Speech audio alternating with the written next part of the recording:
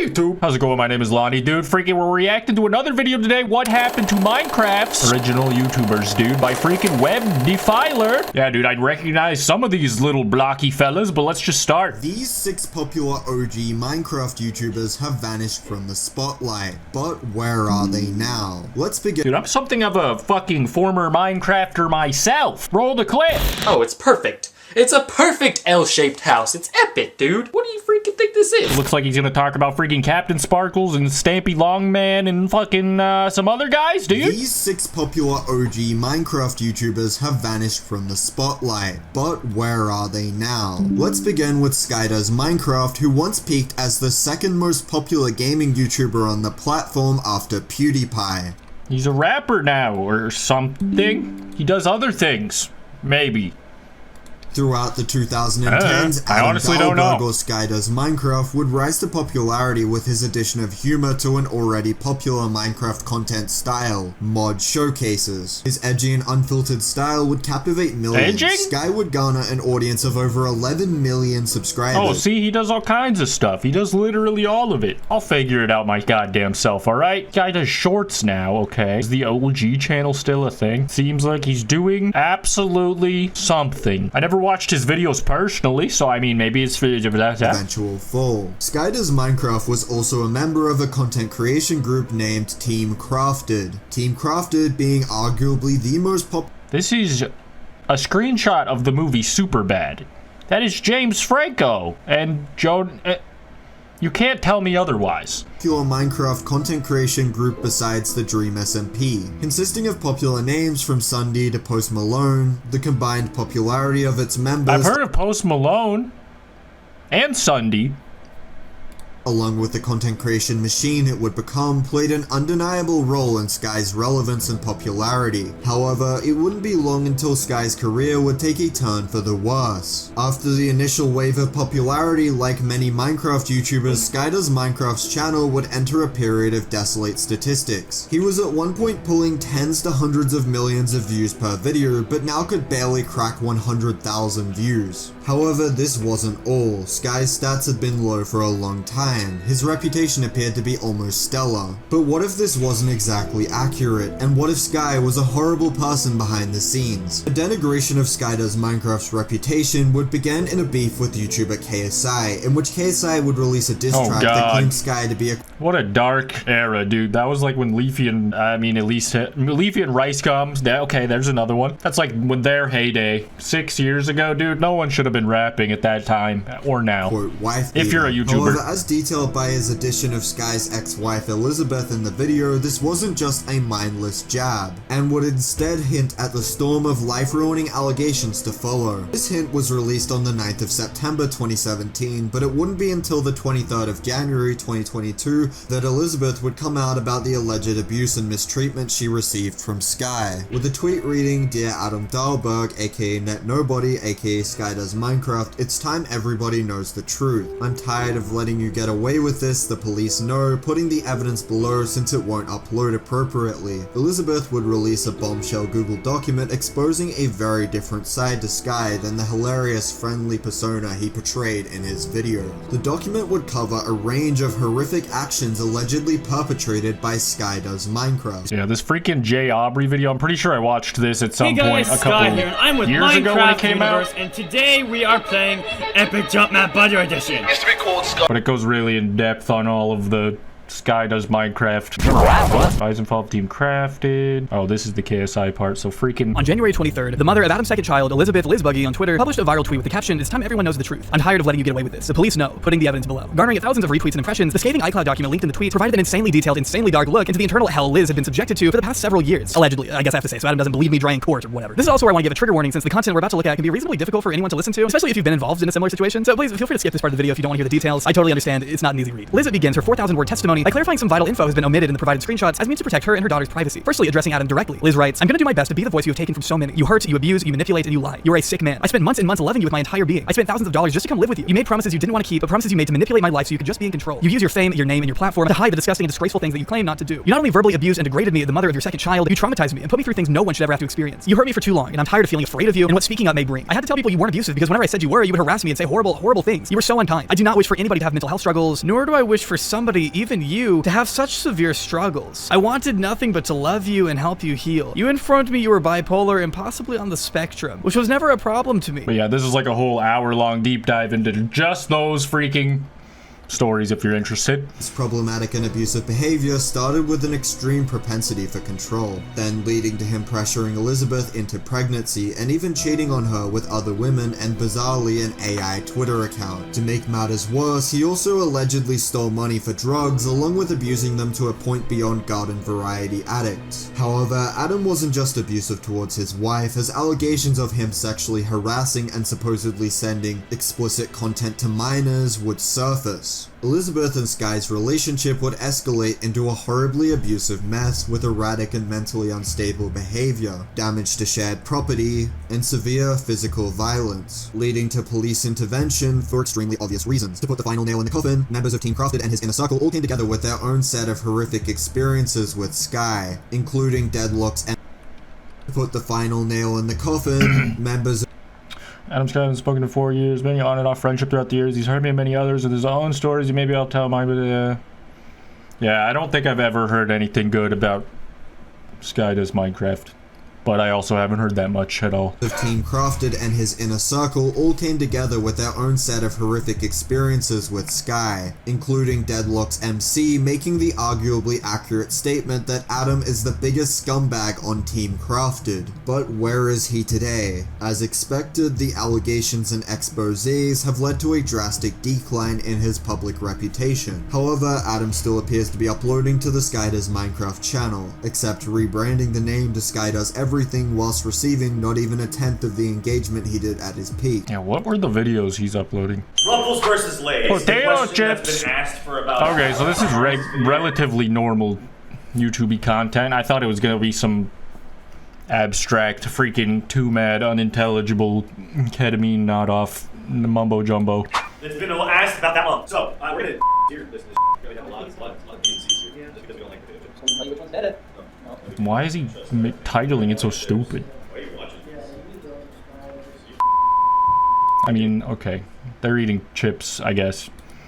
Additionally, SkyDoesMinecraft appears to have taken the COO role at failed video creation platform Storyfile, illustrating just how low the Minecraft legend appears to have sunk. However, the tale of CaptainSparklez is far less grim. In the 2010s, Jordan Marin, or as we'll call him from now on, CaptainSparklez, would gain popularity through creating a variety of Minecraft-related parodies of popular music videos. Revenge, 287 million Creeper, views. oh man. Fallen Kingdom, 156 million views. I watch CaptainSparklez sometimes when he does like a talking video about something that I'm interested in, but not like the Minecraft stuff. But he seems chill. Through a combination of these monumentally popular parodies along with Let's Plays centering around Minecraft, CaptainSparklez would gain an impressive audience of over 11 million subscribers. But where is he now? And why has he disappeared from the spotlight? CaptainSparklez Minecraft videos would gradually decrease in popularity from the initial wave of game peak that brought him up, and going into 2023, his video views on Minecraft related content had decreased to an average of less than 100,000 views per video. I mean, he still does fine, though.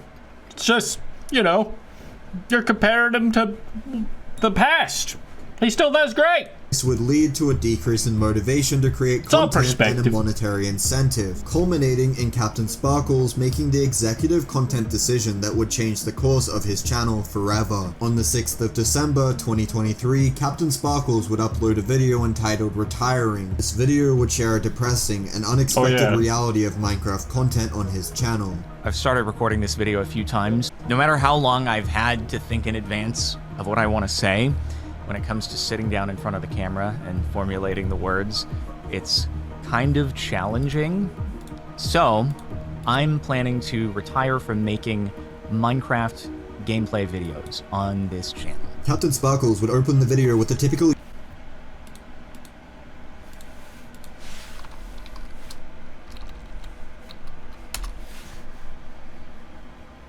Yeah, right, buddy. Yeah, right. I didn't believe you for a second. Alrighty, welcome You're back to full of Minecraft baloney, Hardcore. dude. Here's This our... was posted 7 days ago, dude. It's YouTuber Minecraft. announcement beginning, setting the stage for perhaps the biggest change Jordan would make in his career to come. CaptainSparklez was quitting the very game that made him so popular, Yeah, retiring right. from the source of his relevance, viewership, and audience. But why could this be? And what reasons led to him making this radical change? Because he's long run lying. over 13 years, which is something I never would have imagined I could say back when I started, and it's been a staple kind of content here for most of that time, barring a little break. And that's the thing about staples, is you can remove them, but not very easily, and it's gonna leave a really big, unfortunate tear, and it's honestly probably just better if you leave it how it is. If it ain't broke, leave it alone. In there somewhere for the Reddit reaction content. So this isn't something that I take lightly, but I think at this point it is the correct decision. At some point, a man has to decide, what does he really care about in life, okay? Minecraft gameplay content or Reddit reaction videos, dude? The Sigma or the Giga Chad inside me are fighting, drowning each other in a pool of acid, shirtless and engaged. I can't tell you exactly how long it's taken to reach this point, because it's something that happens gradually. Jordan would explain that his choice wasn't an instant one, that the changes in mindset, feeling, and beliefs eventually causing his disappearance from creating content on the game were instead gradual, over time transformations. Is he on the fucking moon? What factors led to the denigration of his desire to create Minecraft content? But I'd say for at least the last year, probably half the time I upload a new Minecraft video on this channel, within the first hour I'm thinking to myself, like, I should have just... I should have recorded too. It is not me stopping making content as a whole, but more specifically when it comes to Minecraft gameplay content. Jordan would explain the first and most influential reason behind him stopping the Minecraft content, this being the statistical decline, of which there are fundamentally 2 parts. Minecraft as a game after the Dream SMP wave in 2019 has been exponentially decreasing in relevance, which as a byproduct decreased CaptainSparklez' viewership on the game. However, another part is CaptainSparklez' outdated content style that is unattractive to new viewers. At his peak, CaptainSparklez' content was superb, but over the years, the degree to which his content is valued has decreased significantly. However, this wasn't the only reason behind Jordan's discontinuing of the content. It would really only take me down one of 2 paths. On one hand, I could keep doing what I'm doing and watch in the coming years as the audience slowly whittles down.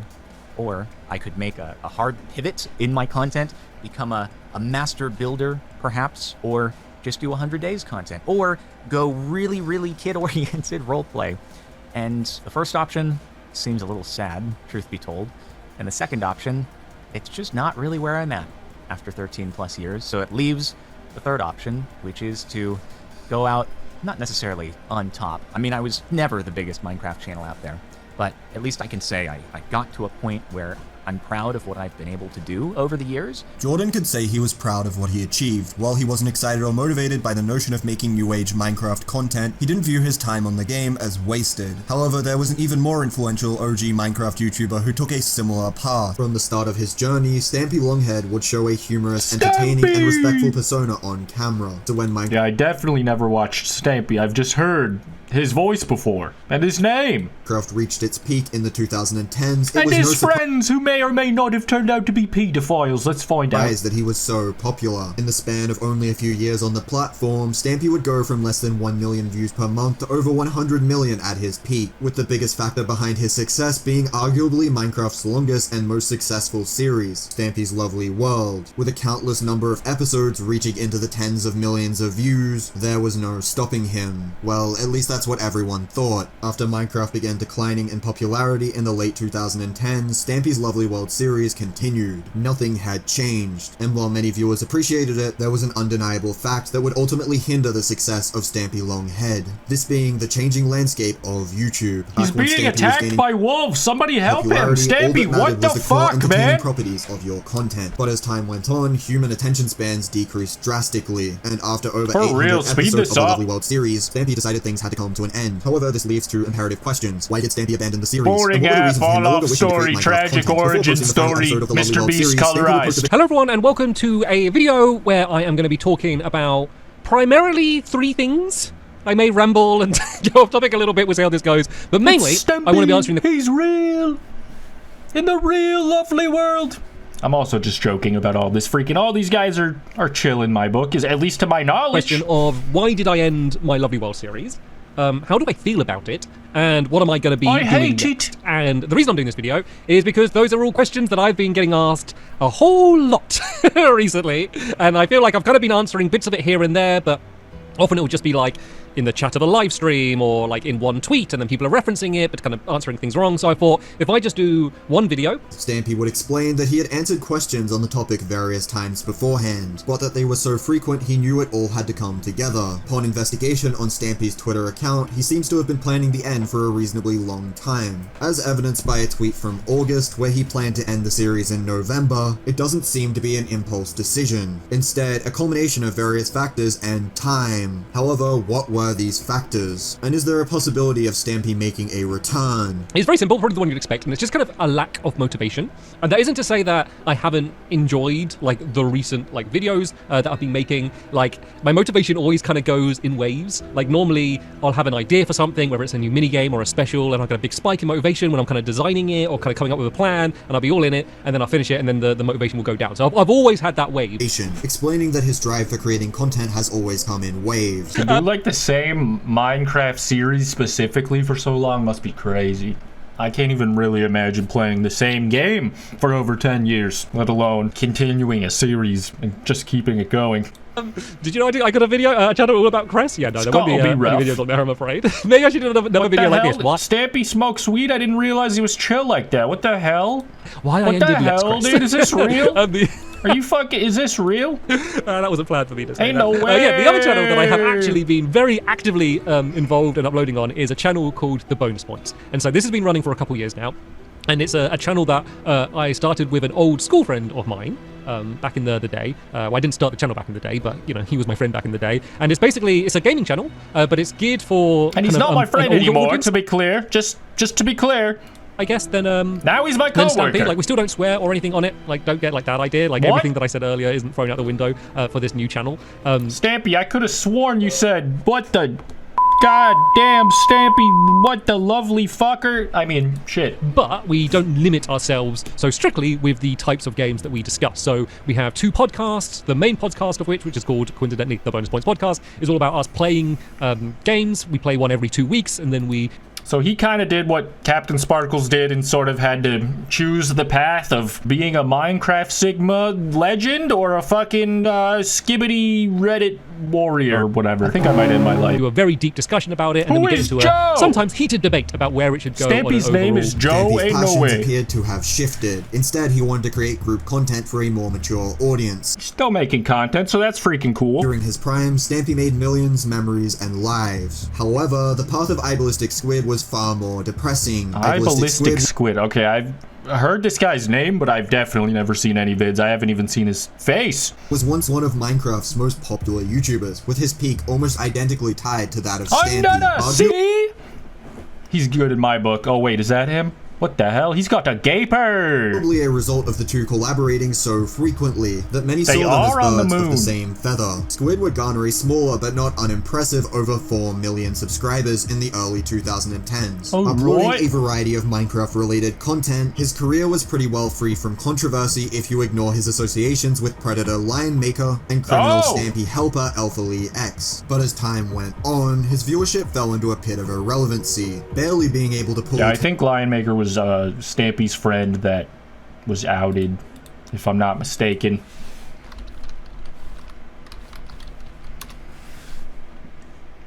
What happened to Stampy's helpers?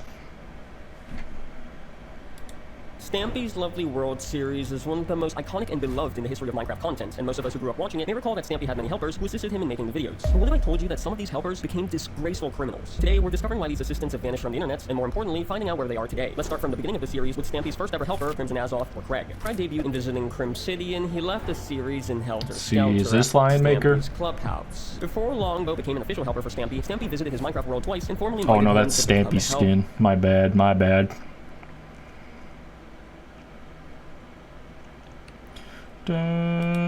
asked two ladies for almost 2 years. An article about Lee titled Minecraft Oh, Pervert Elfer Lee was also one of them. harassed teenager and older woman, or thought he was. His YouTube channel, where he rapidly gained an audience that Shit, I knew more than I thought I did, but I also didn't. peaked at almost 400,000 subscribers. However, behind the scenes, Lee wasn't the person we all thought he was. On August 7th, 2015, the Mirror released an article about Lee titled Minecraft Pervert Harassed Teenager and Older Woman in Sick Facebook Campaign. It fucking cucked him, dude. You can't recover from that. Just kidding. That sounds like an AI generated. What the hell is Mirror? Minecraft Pervert does it again. Click here for more on Facebook. The article revealed that Lee had allegedly used a fake Facebook account to harass two ladies for almost 2 years. Not only this, but he had supposedly committed some devious and perverted acts, including ejaculating on a pair of pants in one of the victims' houses. Consequently, Lee was taken to court, where he pleaded guilty to 2 charges of engaging in a course of conduct causing fear and alarm. Additionally, the pervert was handed a sexual offenses prevention order. This order would heavily restrict his access to the— This isn't even the right pervert, but it's Jesus. Shortly after the news broke, Stampy removed Lee from the Lovely World series. Lee would then vanish for a few months until he returned in late 2015 and continued uploading as if nothing had ever happened. He kept consistently posting to his channel until September 2017 before disappearing for a few months again. However, he came back in April 2018, and soon after, he uploaded a video titled Elfer Lee Goes to Jail, Where Have I Been? #This is me. Here, Lee states that he never went to prison, isn't a pedophile, and left the Lovely World series voluntarily. After uploading this response, Lee uploaded one final video and permanently left YouTube. While you may think that's where the story ends, you'd be wrong. A video titled How Stampy Handled the Elfer Lee Controversy Perfectly was uploaded last year, which Squishy left a comment on 2 months ago where they addressed the situation. Truth is, we had no idea what was going on until it all came to light in the media. We were mortified. It was kept from us until it was confronted. We had a lot of conversations behind the scenes, and it was always pointing to an ending for the Lee Bear character in Lovely World. I was actually already playing Lee consistently, as over the years, the person in question was busy with education before everything happened. I want to clear up that it was 100% Stampy's idea to remove Lee Bear from the story. Don't believe anything else. He wanted to protect you all, and this was a heartbreaking moment. Stampy did amazing. I'm biased, but he's an incredible, kind-hearted man who deserves so much love, especially for the situation. In a follow-up comment, they wrote, I want to reiterate that we only got the truth out of Lee after we confronted him. When more allegations came out, he denied them to our faces, then ultimately backtracked and told us the truth. We trusted him, and that trust was truly broken. Then for him to lie, try to profit off it using Stampy and tags, Keemstar, all that stuff, and still not take accountability is grotesque and unforgivable. We feel deeply for the victims involved, even though this was many years ago now. I've been wanting to speak up for a while, but been too scared. Also, you were all so young during this time. It didn't feel right. Stampy would then reply to Squishy with a yellow heart emoji. The story of Elfer Lee is truly disturbing, but it pales in comparison to the tale of our final helper, Lion Maker. Oh no. Lion Maker's time in the Lovely World series was short-lived, as he only appeared in 7 episodes, starting with Ambush and ending with Rule the Duel. He's most known for assisting Stampy in building the Honey Hunt minigame. Aside from this, Marcos had his own YouTube channel, which was quite popular. Before its termination in early 2018, it was nearing the 800,000 subscriber milestone. However, the reason behind its deletion is a sickening one. On September 15th, 2015, Dromler uploaded an interview with the mother of one of Lion Maker's alleged victims, where she claimed that Lion Maker attempted to get nude photos of her underage daughter. Once this damning allegation surfaced, Lion Maker came under heavy fire from the whole internet, yet still maintained a following, unaware of the kind of twisted person he was. Later that year, Lion Maker came clean and admitted to having a sexual relationship with a teenage girl named Paige the Panda. He also posted explicit pictures of Paige on his Twitter. He would then claim that he was hacked and that the hacker was the one who uploaded the disturbing material. Once this took place, more victims would accuse the pedophile. Dude, this feels like it was so long ago, which I guess it was, but Jesus. Months later, in March 2016, Colossal Was Crazy dropped a video titled Lion Maker, the King of Manipulation, where he exposed the full extent of Lion Maker's depraved and manipulative behavior. Then in November, Colossal interviewed the Predator, where he adamantly refuted the claims of pedophilia made against him. Soon after this, Belgian authorities arrested Lion Maker under charges of possession of CP, distribution of CP, and statutory rape. He was jailed for 10 months and then released in September 2017. Since his release, Lion Maker has made several attempts to return to the internet with no success, thankfully. He was last seen in late 2020 following the termination of his new YouTube channel after having multiple live breakdowns in the months leading up to his permanent ban. One can only hope that Lion Maker never tries to come back ever again. Yeah, for real. What the fuck? He shouldn't be allowed to have a YouTube channel. What the hell? So those guys were friends with Stampy, who was like a very popular kids-focused, like, hello, baby YouTuber. Just for context. However, unlike many creators in this video, Squid doesn't wish to quit Minecraft, and in fact is more consistent than ever. But one question still remains. Why didn't Squid adapt his content to recent times? What factors led to him sticking to the same old content style from 2010? On the 10th of January 2023, IBallisticSquid would post a video discussing his own downfall. Maybe he just really likes Minecraft, dude. Is that not possible? Is it not possible for a man to just enjoy building with blocks for a few hours a day at least? It's just my prediction. Specifically, I hope the he's a good reasons he guy. chose not to chase YouTube statistics anymore. So I wanted to come on here and have a little chat about the channel and the state of YouTube. For the past year and a half, I have been away. I have been very fortunate to be able to take that time off to be there for my son and just to watch him grow into the absolute champion he is now. There's not many things in life that can genuinely make you happy and laugh every single day. Squid would first list the joy, happiness, and fulfillment associated with raising his son as the biggest and first reason for a lack of focus on YouTube. However, this wholesome reasoning wasn't all, and the rabbit hole of Squid's desire to continue making unpolished and simplistic content went deeper. Super blessed to have him in my life, and I love him so much. Now, during that year and a half, I still uploaded some videos, averaging about 2 a month. Maybe not even that sometimes, so it's understandable that the break I took is going to affect the channel. Now I have a little bit more time, I am back, it's 2023, and YouTube is a very different place. Unfortunately, Squid It is still stuck in 2014. The content that I make, the way I edit, the way I produce videos is still very old school, and I'm not going to change that. Things are a lot different to 2014. The way that people consume content now is very fast-paced and snappy. YouTube and most of the other platforms nowadays really push this short, snappy, cookie-cutter style content. With the likes of TikTok, Instagram stories, and YouTube shorts, this is the normal way that the content is being consumed nowadays. It's very fast-paced. Nobody has a full attention span nowadays when watching content. Now, unfortunately, for a lot of creators, this is the norm nowadays. This is the bare minimum that people tend to expect. YouTube as a whole nowadays is very saturated, and you really have to bend your content to what's trending. I agree. The platform is a lot more attention grabby and requires more editing. Even back in 2014, I was doing jump cuts in my videos, but it definitely wasn't as common. Like, you could get away with just uncut gameplay, and it was fine if you just kept talking. And yeah, I don't know. It's okay to not want to chop up your gameplay videos, though. I think, do people really care that much? Is it really that different? But freaking if it's, I don't know. Squid just didn't really care about bending his content into a vessel for the algorithm. He didn't wish to cater to viewers' fried attention spans, and instead just wished to follow what made him passionate about making YouTube videos to begin with, something I'm sure we can all get behind. However, Bashurverse's fall from grace was significantly more controversial. Brandon Dylan Asher created the soon-to-be popular Bashurverse YouTube channel on the 1st of April 2010. Dude, I freaking met Bashurverse once when we were visiting a game studio in like San Francisco. I think when we were visiting Gree, it was like a bunch of YouTubers and Twitch streamers all visiting at the same time, and he was chill, but it was like after all of this stuff had already like happened and all the drama alert stuff, and he was like all fucked up by it, felt like, and frantic, and yeah, I don't know. Quickly garnering an audience. It seemed like he could not ever let it go, if that makes sense. Over 1 million like he would just start like tweeting about it and freaking out about it over and over. Of Hobo. Tantamount to pretty much every creator on this list, his popularity and relevance sunk with the tide of Minecraft. But Bashurverse would face an even more unfortunate series of events, eventually leading to his life coming to a tragic halt. In 2015, Bashurverse was accused of S3 misconduct involving a 10-year-old girl, when he was at age 23. Bashurverse would attempt to respond to these allegations in multiple circumstances, but appeared mentally unstable and distraught. On the 1st of October, just a tad. I'm tired of all of this! Fucking done! Bashurverse's mental health would continue to spiral, and nobody could confirm if the allegations were true or false. And unfortunately, on the 12th of September 2021, Bashurverse would pass away as a result of the 2019 virus and pneumonia. However, freaking crazy, dude. R.I.P.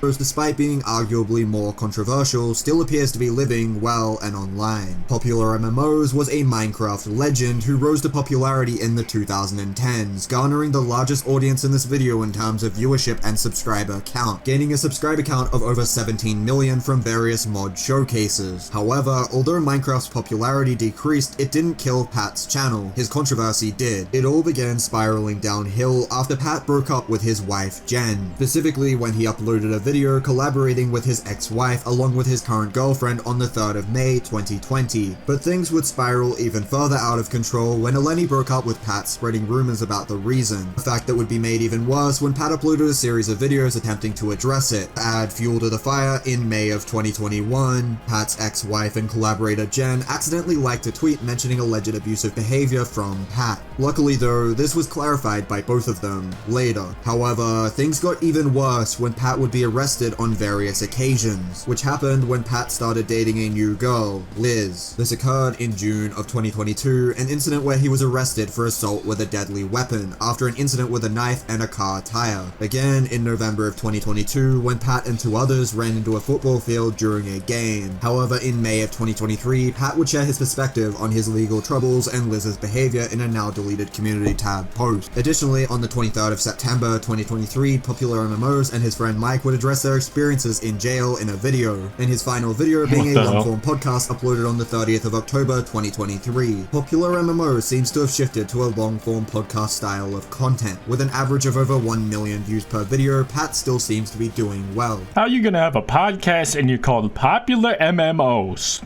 What's up, guys? It's What Pat, MMO were you playing? Real life? Mike, and we are starting our first ever podcast. Why does everyone just become a boring adult? I know I have a terrible setup. Hell yeah, brother. I'm just kidding. It seems like people like this, and I've never watched this guy, so I don't know if it's good. I'm not a fair judge. But hell yeah, dude. Shout out to Web Defiler. Sus name, though. It was a cool video looking back at some freaking Minecraft guys. I think I'd at least heard of all of these people, but freaking did you grow up watching these guys? Did you freaking have a problematic fave that you can't admit in any other comment section? Because I got you. Just right down here, buddy. Thanks for watching this reaction video, boys. Hit the like button if you enjoyed it. Subscribe if you're new. I'll see you in the next one. Peace. Go to lonniedos.com if you want to look at this hat.